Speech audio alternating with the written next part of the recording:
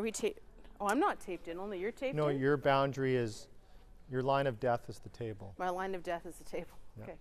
Cool. All right, so thanks for coming back. Hopefully everyone got a bit of energy on the break. So we'll just carry on where we left off. The last topic we're going to talk about under this umbrella of discrimination, discriminatory harassment, is something called a poisoned work environment. You may have heard that term before, kind of colloquially. In the US, their terminology is toxic work environment, which we kind of got our ideas from them. The law talks about it in the context of a hostile work environment that's created, by... Terry's over the line of death. You're going to have to help him come in. That's created by inappropriate behavior that's kind of culturally based or indirect. And by that we mean people are carrying on in a certain way inappropriately, but they're all okay with it within that enclosed group. But somebody's being exposed to that inappropriate behavior. Maybe it's email traffic, maybe it's pictures, maybe it's dialogue, conversation. And as much as they're not actually directly targeted by that behavior, they still have an issue with it. They can put up around and say, look, you're creating a toxic or poisoned work environment for me. That is a form of harassment, and that is a legitimate complaint that employees in workplaces can make. And you'd be surprised at how much of that is actually going on out there. Because of the way we communicate now, because of the way we share ideas, and just because of the culture we live in and how everyone thinks it's a bit of a free-for-all in terms of freedom of speech, freedom of expression, this has become a problem. You actually have a policy statement to that effect that's fairly rare. Your policy talks about this in the same manner, and it's tied to these prohibited grounds we just talked about. So the examples, again, displaying offensive material, sending inappropriate emails or texts, what have you, and all that kind of patronizing behavior, the stereotypical behavior you might get in kind of like that frat house mentality, if we can use that term. All of that would fall under that idea of a poisoned work environment. And again, it's a very real problem in most workplaces out there. So I feel like we've been using a lot of examples where it's men behaving badly, and at risk of making Terry abundantly uncomfortable, I will give you an all-female example of the poison workplace. You're not going to do the old lady one. I am going to do the old lady one. Okay, we're on camera. We're on camera. I've got to be careful. I'm going to go over here. This one's terrible. So you waiting for this? You have to reward people for coming back with a good story. I don't know how much of a reward it is. Yeah, true enough. So this is a mostly female workplace. In this scenario, it's a group of women in the lunchroom, and there is a woman who's been there for a very long time. I believe that she's probably about 74-ish. Sort of that somebody who's been, as they would describe her, sort of the mom of the workplace. That day, the CEO, for lack of a better term, walked in on the conversation in the coffee room, where there was a discussion, those of you in media may remember this story, about the perfection, I understand, of the artificial penis. And I'm hearing some people remembering this story. I must have missed it, but I guess it became a topic of conversation. And this woman, the mom of the workplace, said, "Thank God for this." She picks up the newspaper and said, "I am so glad that they've perfected this, because now I have my retirement plan. I know exactly what I'm going to do. I'm going to get a storefront on Robson Street, and it's going to be Dick's by Helen. And I'm going to sell artificial penises on Robson Street." Now, I'm only telling you the best, cleanest bit of that, because the rest was the great detail over which particular racial profiling of penises needed to be front and center in order to attract attention. So there was a high level of detail about the caliber of the penises that needed to be in the front window. So the CEO, does the walk by the conversation and says, like, "Helen, you can't stop." And Helen's like, "Come on, we're all women. We all talk about this stuff." And I like this example because we so often hear, "Oh, boys will be boys. That's a locker room thing. This is how we would talk in a locker room." And you think that only guys do this. I want to level the playing field to tell you that women are equally capable of going down this road. But Helen was quite stymied by the fact that she had been asked to cut it out. I mean, come on, nobody here is bothered by it. We're just having a chat.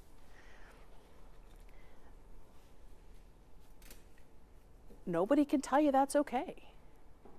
She made a choice. Doesn't make it okay, even if everybody's nodding their heads, going along with it, it's all right. The CEO, had the CEO not said something, what's the risk in that? You're complicit in it.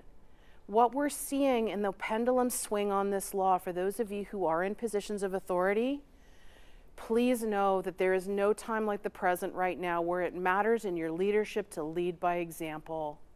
If you let things slide, or you think I'm not going to correct this because no one's officially brought it to my attention, and only if someone officially brings it to my attention do I have a responsibility to deal with it, that is not the case. Whether you like it or not, in that leadership role, there's a responsibility on you to be helpful in the scenario. Be the upstander. The law says you cannot watch this go by, and that doesn't just mean leadership.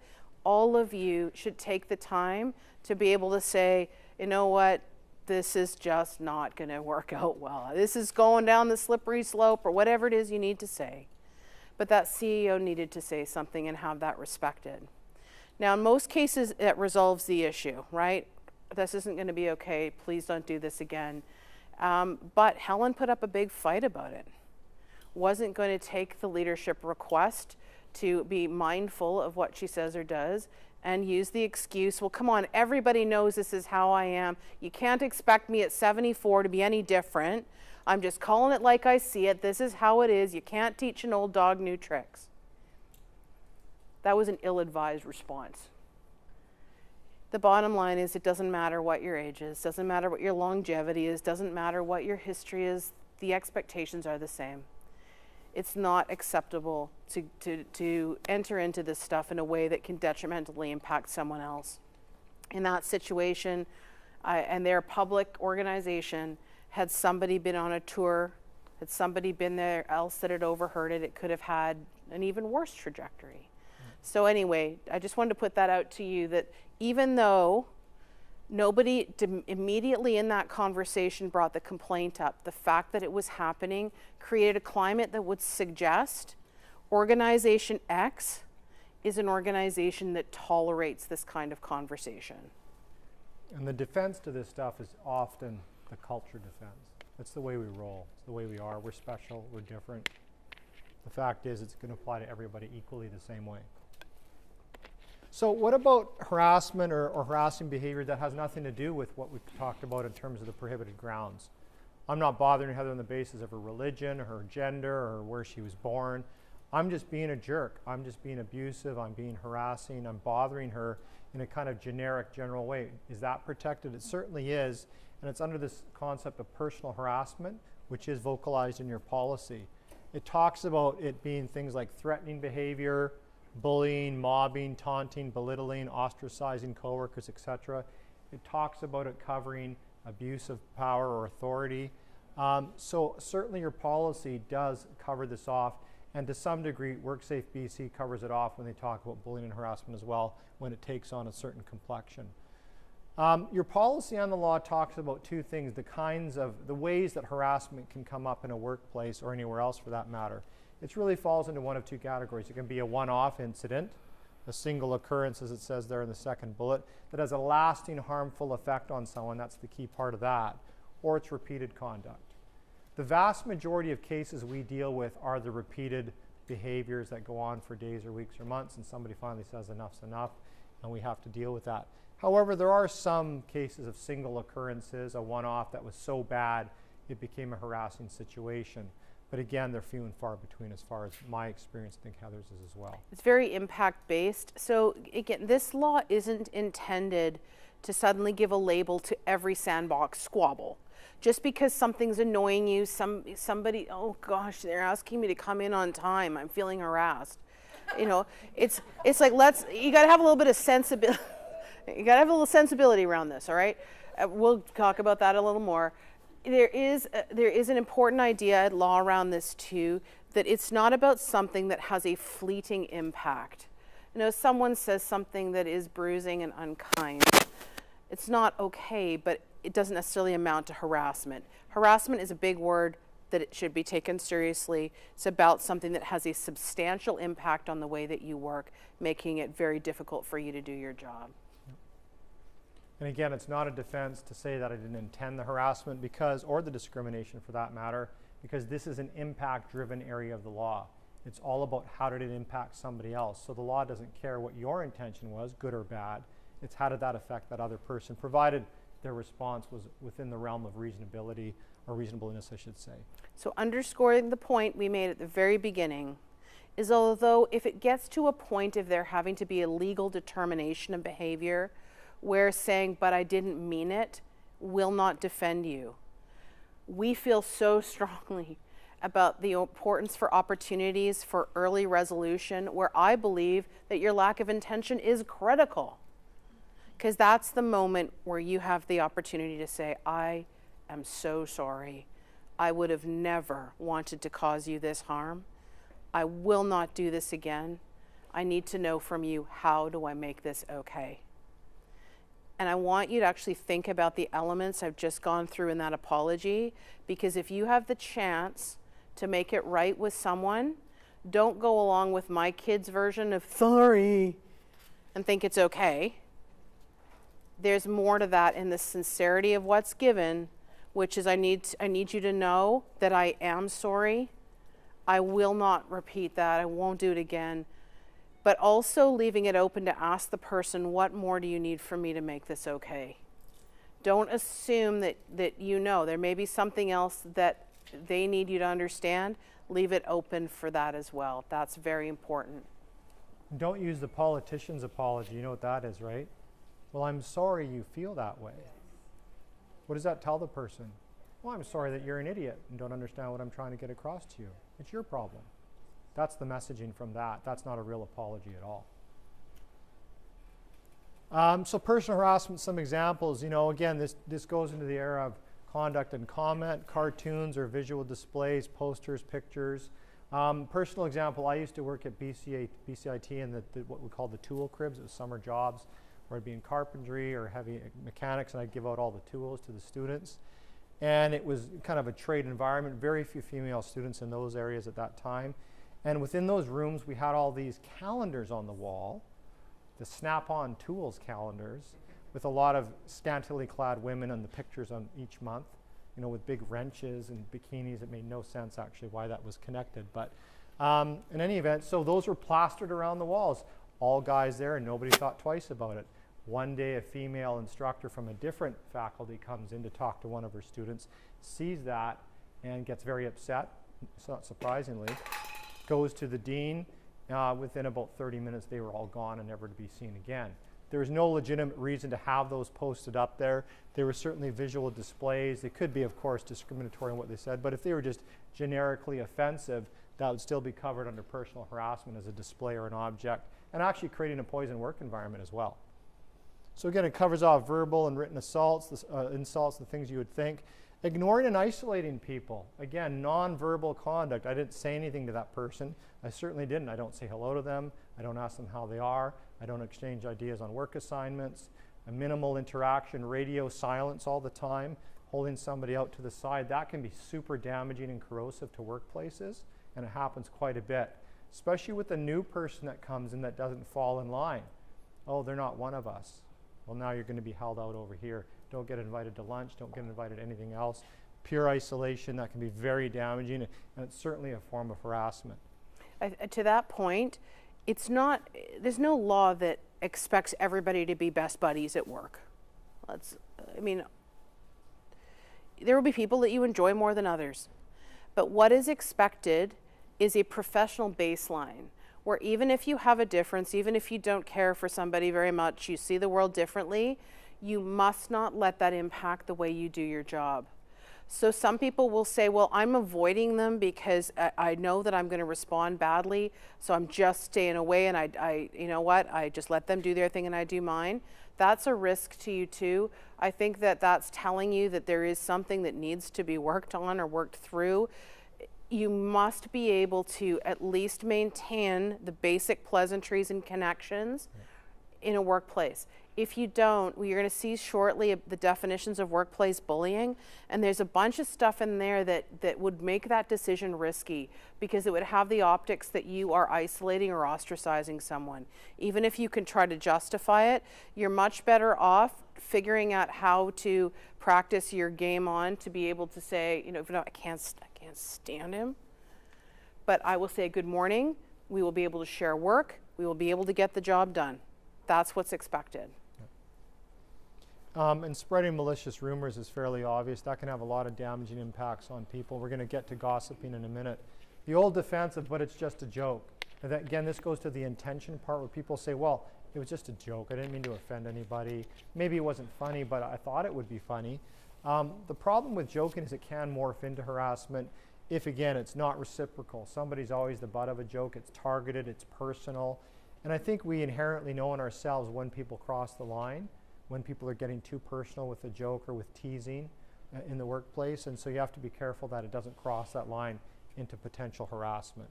We were coaching somebody recently who was on the receiving complaint of a leader for discrimination or harassment on the basis of sexual orientation. And he had a group of about 12 people that he led, and one of whom was gay, and he would, the rest, and yeah, he'd open the door whenever this man was walking towards it and say things like, ladies first, or, hey, what are you going to dress, you know, we're picking costumes for this year's Halloween party. Maybe we should all go as sugar plum fairies, because that would make Dave feel comfortable. Comments like that. And then he'd say, oh, for goodness sakes, I was just telling a joke. I was just being funny. It's not always funny. But if Dave replied with, well, why don't we all go as penises so we can be like the dick that this guy is? That's Now pretty good, actually. There's a Are response. you like a copywriter or something? That would be reciprocal. Is that still joking versus harassment? Would that be reverse harassment? You want me That's to a be really all, good want me to be all question. technical on it? In that situation, he's in a subordinate position to his leadership. The leader still loses that hand of cards. But if Not- it was peer-to-peer, then it would be blurring the lines. Exactly. Well learned. Yes. Boom. Good. Exactly. chocolate. Doesn't make it okay.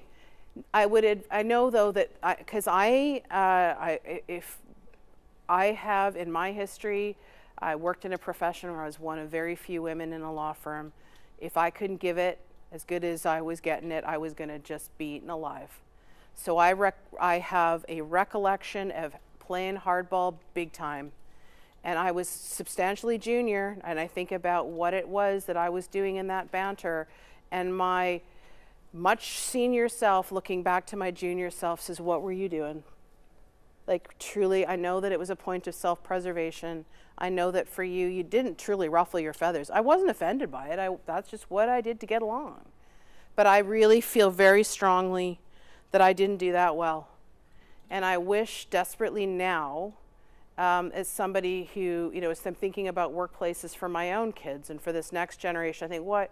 I didn't leave that place any better, because my response in order to cope with it was to dish it right back rather than saying, you know, I'm probably the best person to tell you this because it's not ruffling my feathers, but you need to know when you ask me the question, you know, about how much sex I'm getting on the weekend, that's not cool. Like, I'm probably in the best position to tell you that because I'm not getting angry about it. I just want you to know that's not the way we do it. It's not right. So I would suggest, even though a quip back can feel like it's successful, it's not going to cause an effective change. So workplace gossip, I said to the last group, I know this is irrelevant. Nobody gossips here. But let's talk about it anyway. We could say a lot about workplace gossip. I think this little acronym, this rubric is interesting from a guy named Michael Josephson, asking ourselves this question, you know, how important is it that I'm talking about this right now? Certainly, as you saw on that last slide, spreading malicious rumors, really hurtful stuff, true or not, is going to be always really a form of harassment. But sometimes we think that we're going through good gossip, you know, it's kind of juicy, but it's not going to hurt anyone. But really, is it true? Is it helpful? Is it inspiring? Is it necessary? Is it kind? Most gossip does not meet that test. And I know that everybody does it. Gossip is just a time filler. That's all it is. People gossip more when they're bored, when they've got some dead time at work. if you're busy and working to deadline and stuff, I hazard that you're not going to be gossiping that much because you're busy. So gossip just fills time. And unfortunately, we can choose some really inappropriate subjects and people to talk about when we're trying to fill that time. And certainly if your gossip is becoming very personal about people you work with, that's not a good thing. And you have to be careful because that could be easily a form of harassment. And that includes after hours and personal time as well. Absolutely. In fact, it crops up even more so. Social events after hours. You know, people are having a little debrief over a beer at the pub about, you know, how the day went. Oh, did you see, you know, Bill, what an asshole. And, you know, like you get to gossiping about people outside of work because it feels safe. Nobody's going to hear us. We're on our private time. Just as a damage. And when we get to the what is the workplace, that'll become even more clear. Yeah, I think many of these issues arise in the less than obvious places. You know, it's when you're gathered together for drinks on a Friday night. It's when you're hanging around at somebody's Super Bowl party and you're working together. And again, often alcohol is involved in all this, tends to drop the inhibitions. And as the night crawls into the wee hours of the morning, usually that conversation slides on to other things. So it's a really good point. Wherever you are, where what you say or do has a subsequent detrimental impact on the functioning of the workplace, it is something that is captured by the law and the policies.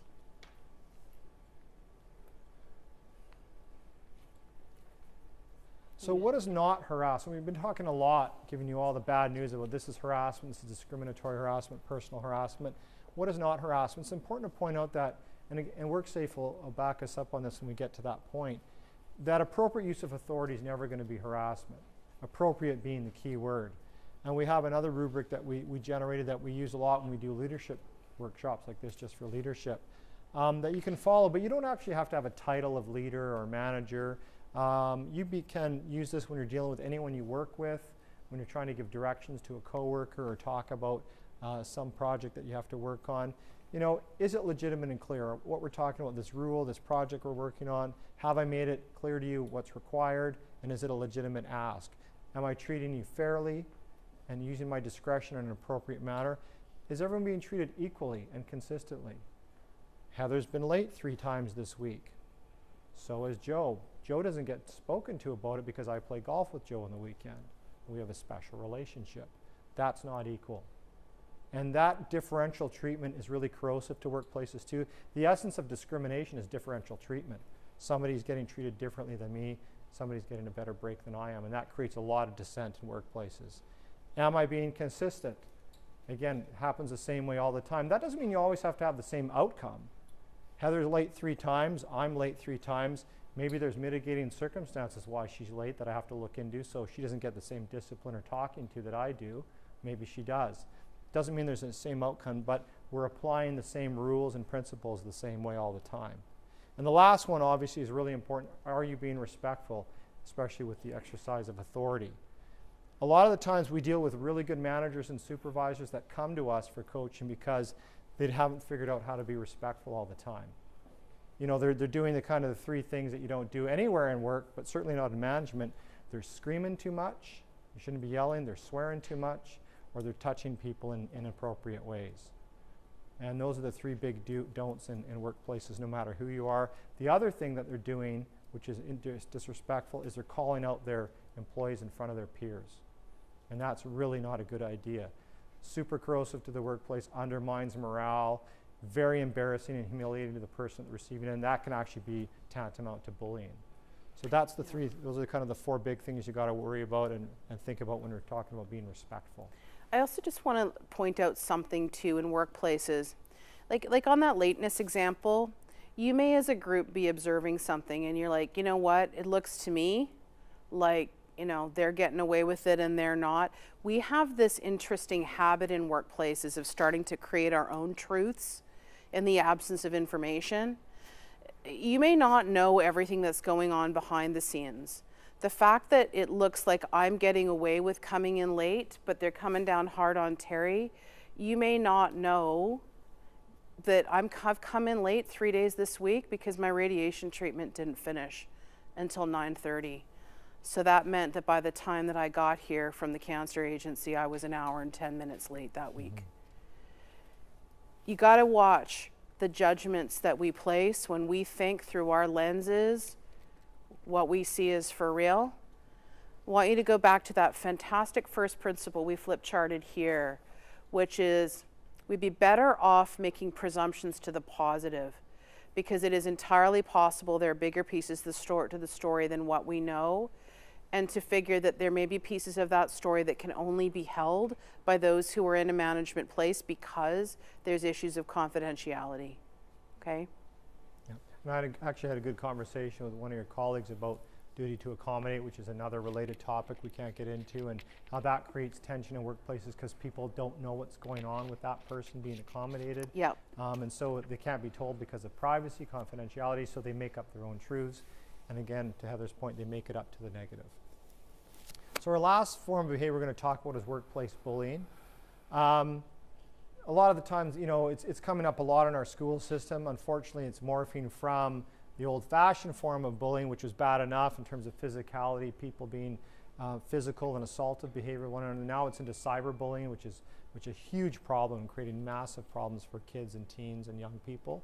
But even though that workplace bullying does not look like that, workplace bullying is rarely physical, it's rarely assaultive behavior, it's still dealt with as a form of workplace violence because of the nature of its impact on people and how it can affect people in the workplace in terms of their psychology. So anywhere in the world, any country, state, any legislature has dealt with bullying, it's always under their occupational health and safety legislation, not under their human rights stuff.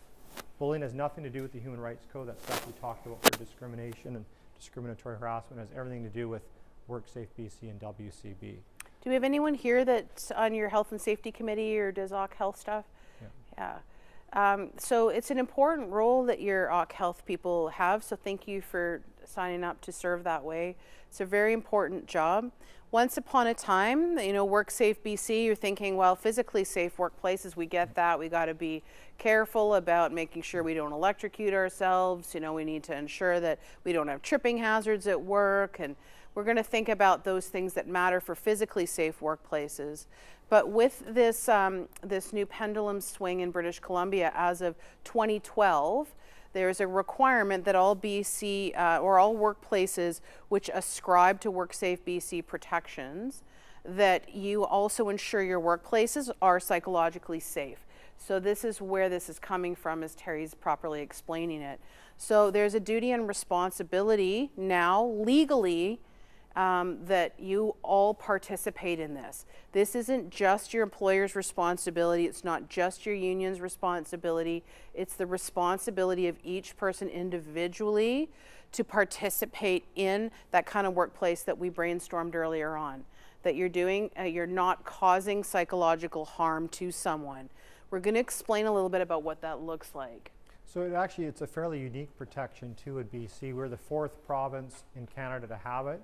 First one was Quebec in 2004, followed by Ontario. Saskatchewan has it. Manitoba's pretty close, and then of course there's us. So there's really only 4 jurisdictions where this is on the book. So if you were working in Alberta, you don't have this protection, unless it's in your corporate policy, which it may be. Does it apply to us because we're federally regulated? No, it actually wouldn't apply, but every employer working in the jurisdiction of BC, even if they're federally regulated, has to have WorkSafe BC protections, and this is folded into that. Federally, there is actually some, in the federal, are you okay? Bless you.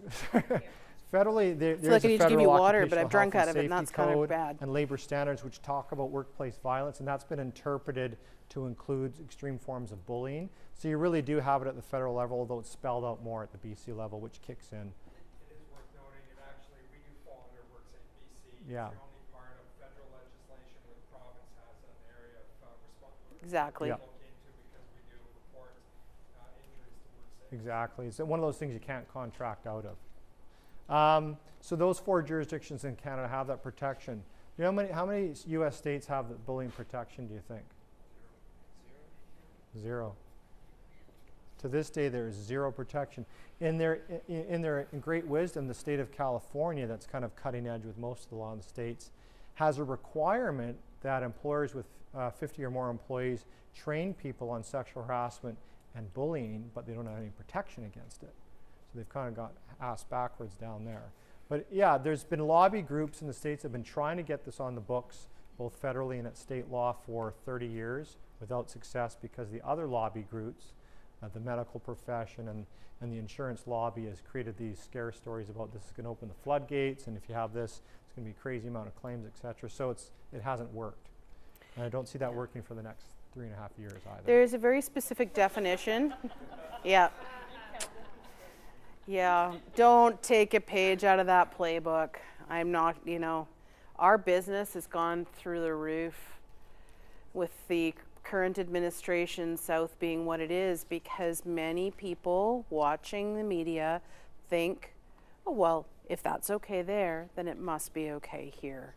And I'm not getting into political debate around that or taking sides on any of those things, but it is a very much a cautionary conversation here. Don't look to the US to define what the expectations are in Canada. If you made choices to behave that way on Twitter, you're not likely to stay employed here. But don't you find you only see the bad things? What's that? You only see the bad things. Oh, for sure. But this is a very much a global truth, though, isn't it?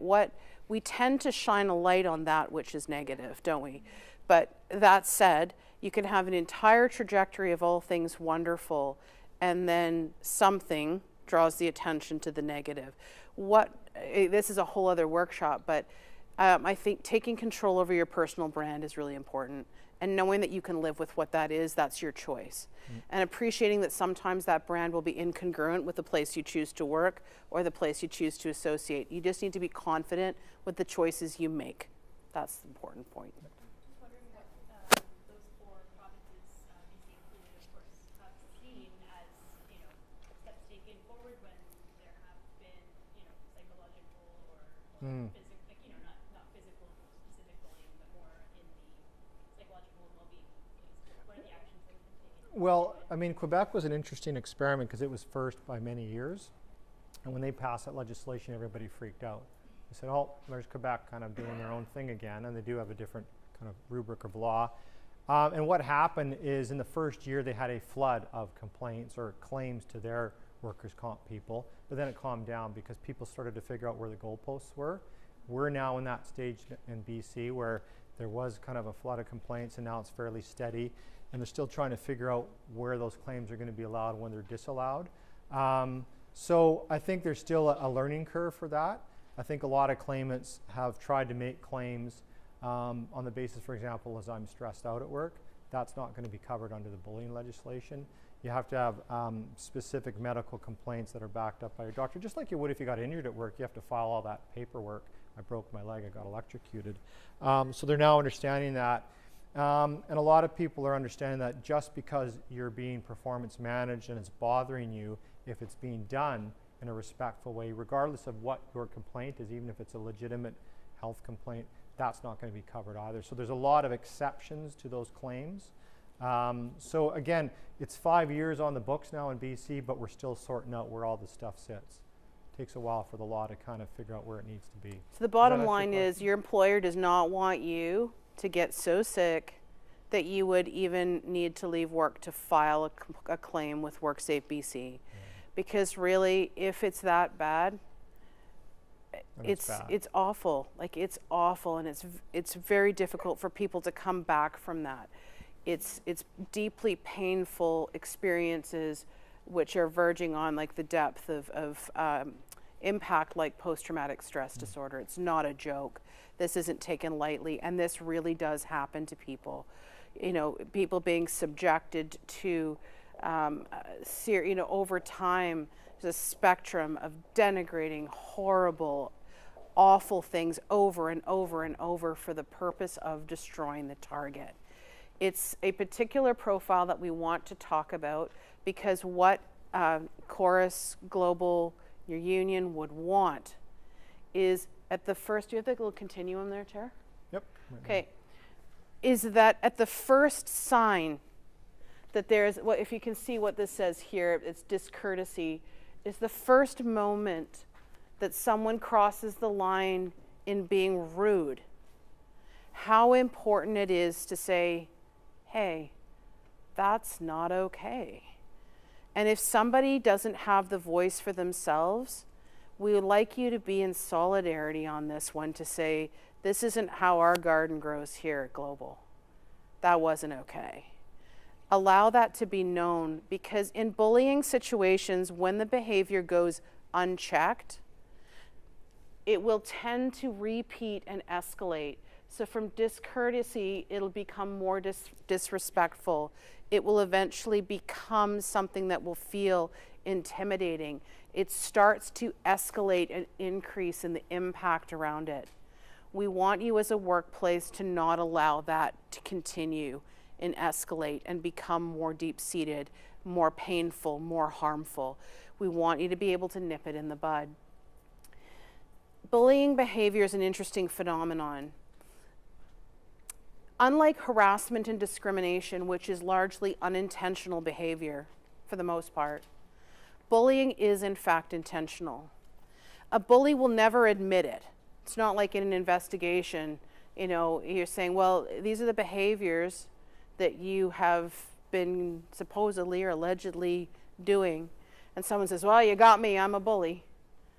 You know, they don't admit it. They don't see it that way. More often than not, the psychology of what's going on is quite messed up, and they don't see it like that. But it is very definitely intentional. The reason the behavior is the way it is the psychology of wanting to control that target. I want them to see the universe the way I see it. I want them to fall in line with what I feel matters. And this is not in a helpful, positive, legitimate, work-related way. And if they don't, if I feel like they're a threat to me, I'm going to do what I do to break them down such that they end up leaving. And more often than not, I'm going to use methodologies that are a little less than obvious. And that'll really help keep them off balance. It's going to be hard for it to be pinned on me. So it's not like if I'm screaming at someone, that's not okay. That's an obvious thing that people will see. But if what I am doing is I'm making sure that I withhold critical information. There was a really important briefing for you to be at, but somehow you just weren't on that email chain. There's a really key piece of info that would have clarified what the assignment was, but I didn't give that to you. In fact, when I called you into my office, I gave you an explanation that put you right on the wrong track on purpose. And then when you delivered that piece of work that I said was a total and utter piece of crap, what is the matter with you? How can you be so stupid? You're lucky you've got this job. You're in this industry because of me. I have the ability to make you or break you. And this is the crap that you produce? What is the matter with you? And you are a hard worker usually. Targets more often than not are people who are good people. More often than not, they're quite popular in a workplace, are diligent or loyal. But in that, you can be sort of threatening, right? You're a good person. So you go home at night and you think, that doesn't make sense. I'm really sure when I got that instruction, I was told to do that and I worked really hard. I don't understand this. Maybe they don't understand me. I'm going to work harder at that. I'm going to try and get that person on side so they really understand who I am. And the more you try to put yourself in there to be on side, to try and get that person to see that you're really good and you're really invested and you want to do it right, that makes a bully happy because I've got my hooks in. There's many methodologies that bullies use, but that would be among the more common ones. And what we want for you is to be vigilant to some of this. Now, this isn't always happening deliberately. Not always. It can be inadvertent that the methods like the style, the tone of voice, the body language. We were working with someone recently who had no concept that she was a constant eye roller. Yeah. And her body language was always like defensive and like she'd wear her judgment physically. And once she understood that she was able to change that. It didn't make her a big B official bully, but the method she was using to communicate or kind of get her way through a sense of intimidation exhibited bullying characteristics. So we want you to understand what this looks like. So there's a think tank in Washington State called the Workplace Bullying Institute. It's kind of the world leader on coming up with research and doing research into workplace bullying, and Heather studied down there. And they came up with the 25 most common methods of bullying, and we just condensed it down into 10. If you look at this list, you might recognize, yeah, from time to time I may have done that once or twice or had an off day. But really these are, again, patterns of behavior that a bully will exhibit. And to Heather's point, bullying is an explosive behavior that happens in one moment. If we're called into a bullying complaint situation and we start investigating, it all started small, just like most conflicts do. They start small, they don't get dealt with, and they just grow and grow and grow. So they start with these smaller methods that carry on, and this is cumulative damage that happens to the target. So what does the bully do? They falsely accuse the target of errors they don't make because they're a good worker. You know, they use that nonverbal intimidation. They discount the target's thoughts and feelings, sometimes one-on-one, sometimes at staff meetings, sometimes in small groups. Using the silent treatment, that whole idea of isolation and keeping them off to the side. The use of mood swings, or just the bully can be a moody person. Arbitrary rules, the bully doesn't even follow, just throws them out there and makes the target follow them. Disregarding the quality of the target's work, because again, they're a good worker.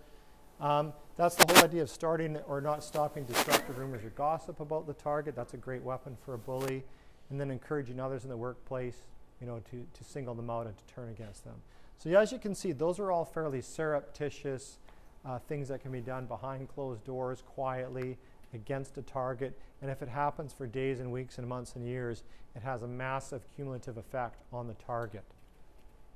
That's not an exhaustive list, so there's, you know, there are many other methods, but those are ones that, in our experience too, that we have most commonly seen. Yeah. Any comments about some of that stuff? So where's the accountability? If someone is doing it deliberately, there's no hard evidence, there's no smoking gun.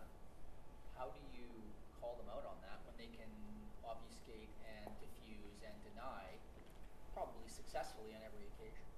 So how do you, where's the accountability on that? Is it just a conversation to try to say, because they might not care how you feel because they're doing it deliberately? Bullying is the one subject matter that you don't mediate. As experts, we do not put people in a room to work out a bullying issue, because this really is about a power differential. So unlike, like, this is why we don't want this to go over time, because then you really can't have these kinds of conversations. It's better while there's still the capacity to say, you're doing this, you call it, you're doing this, it's not okay. Eventually it becomes a performance management point. And it's very important in organizations that they understand, and leaders, you need to understand this too. Your job isn't just to manage the excellence of the work product, but you're also managing the way someone is as a member of the team. HR, want to chime in on this one? It's really important. We need to wake you up, Mark. Yeah. It's a really important thing to know. When somebody is behaving in a way that is not okay and impacting someone else, there must be accountability, and it must be that the person in the position of authority holds that next person accountable for not behaving in a way that is congruent with the expectations of the workplace. That's critical. The question that you had about, well, how do I prove it? There's not the necessity of proof. Many people don't know this, so it's really good that you brought it up. They think, well, I can't prove this. I don't have a witness. I don't have a smoking gun, as you said. I don't have that one concrete thing where somebody totally blew up in a meeting and threw a stapler at me. That's obvious. I can prove that. But how do I prove the death by the 1,000 cuts? On what day did they tell me? They go, oh, stupid, and walk away. How did I didn't grab that moment and write it down. How do I prove that? What we need to tell you, and bullies should not take comfort in this, is the actual test for an investigator is not proving things beyond a reasonable doubt, which is the criminal standard required that you must be virtually 100% certain this happened. The civil standard of proof is what is applied in situations of harassment, discrimination, and bullying, which means we listen to the story, and then taking all that we know about the circumstances, the story given, the people involved, Whose version of events is more probable than not? That's not empirical proof. It's a credibility thing. Whose version is more likely than not? And all I need is to tip that by 0.1 to believe that this person in front of me has been subjected to this behavior. Interesting. This is where your brand matters. How you conducted yourself, the history of what you do, what people know of you. So you should, somebody who thinks, well, I can get away with it because who's going to prove it? I've been clever about what I do. I've never lost sleep over a decision I made in a bullying case ever. So, I feel like there are pieces that come to light that allow those decisions to be rendered. Any question? So let's say I witness something going on, Okay. and I decide to speak up, go to, manager or boss. What is the outcome? It depends on the circumstances. So If it's a bullying matter, I go say something, both parties find out, nothing happens. What if I end up getting bullied because the bully's still there? it's the most I common see what fear. you're saying. Most common fear. Why do people not speak up? They're worried. They think, well, if the bully's got this person in the crosshairs, if I say something, the chances are I'm the next one in the crosshairs. So it's better that I say nothing. That's what helps a bully get away with this for so long, because people are afraid to speak up. It's very rare that people don't know what's happening. The bully usually has at least one, often two wing people, because they won't necessarily always do their dirty work themselves. They'll have convinced the wing people to really be the ones that are the minions that go out and do this. So you've usually got the bully, you may have a couple of minions, and then the rest of the workplace is like, I'm just gonna look at what I'm doing and I'm just gonna go la la la la la la la, because I hope it's not gonna be directed at me. I feel really badly for Sarah, but oh my God, I can't see anything, because if I see this and not gonna be able to take it. This is what causes this cycle to repeat. The truth of bullying, by the way, is a bully is never without a target. So the minute that they've beaten Sarah down so much that she can no longer stay there, she is so sick she goes off on sick leave, here's what you need to know. That bully is looking through all of you to go, who's going to be next? Because a bully will always have a target. That's the way that they work at what they do. Yep. So the question is, what do I do? What's the outcome? If you take what WorkSafe BC expects of you, which is to be the upstander, they use the word bystander, but that means that they expect you to say something. You will have you don't have to say it directly to the bully. This is one of those things where it is well understood that that may feel far too intimidating. Percentage-wise, most bullies will hold a higher position of authority to that person, i.e. supervisory, lead hand, manager. Not to say that all leaders are bullies, but often there's that intimidation factor. If I speak up, it's going to have an implication for my job. That's well anticipated in the legislation because there's protection from retaliation. When you in good faith bring forward a concern that what I am seeing is this, I want it to be put on the radar of someone, whether it's going to your HR person to let somebody know, you need to know that I'm seeing this happening to someone else and I need help. You'll have done your due diligence. Okay? So at that point in time, there will be a process to address it depending on what the circumstances are. Question? I don't see very well, so just shut out. Right Shut here, it. right here. Yeah, okay, cool. So my question is just that you were saying, like, if the bully's target has left, then he'll find, or she will find someone Yep. else.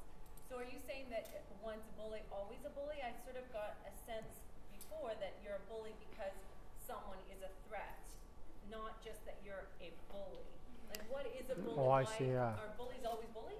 Or That's a is it great mixing question. bullies? Yeah. Love this. Yeah, Good so question. we'll- Are there fixable bullies? Yes. And they're not, in the sense to your question, they're not necessarily, whether we're going to talk about big B and small b bullies, they're not case specific in terms of just being limited kind of shelf life. It is a personality and it is a way of kind of communicating and doing business, if I could put it that way. But in either case, we address it on that basis. Heather's going to talk about big B versus small b, which is a really good way to differentiate, to answer your question. If you handle these things as a performance management issue, so now that we've told you all about the labels, I kind of want you to park the labels. It's not helpful. I have this conversation with my kids because bullying is now a very hip word to use, right? I feel like I'm being bullied, gets a very quick reaction. so then my automatic question is, I don't want the label. I want to talk about what it is you're experiencing. What is the behavior that's being directed towards you? When you can put voice to what those things look or feel like, same thing with harassment or discrimination, you're starting to get at a place where maybe in understanding that, I have the opportunity to sit down with someone to say, you need to know that this is how this is viewed. And we work with bullies 4 days a week. People who are accused of being a bully, but we would more often categorize them in the small b bully range. Doesn't matter, if you're doing this, it's not okay, but in coaching to help them understand that their methodologies, what they're saying and doing, aren't acceptable, and then give them an alternative way in which to conduct themselves. If you're a small b bully, you have the ability to do it differently. Like, you have the psychological capacity. The question then is a matter of choices. You know, okay, I'm the old dog okay, I'm thinking of one woman in particular that we had who just said, you know, you can't teach me anything. I've been in the military my whole life. I'm 62. You know, I'm a big brash lesbian, and this is just how I do what I do. I'm like, okay, I want to unpack all that for you to be able to help you to keep your job if you want to choose to do that. Because right now, what you're doing when you are entrusted with children in the job you presently have, this isn't going to work. This package doesn't work with this job right now. So you have a choice. I can help you match that up, but right now in doing what you're doing, the optics are that method contravenes the law. The reality is it contravenes the law. So if you want to know how to do this differently, we can help you with this. So you work through a different way to be able to do that. We work through body language, tone of voice, choice of words, how to handle disciplinary situations, how to manage a whole lot of things that were triggers for her. Made the choice, well employed, arguably has had the best few years of work in her whole life.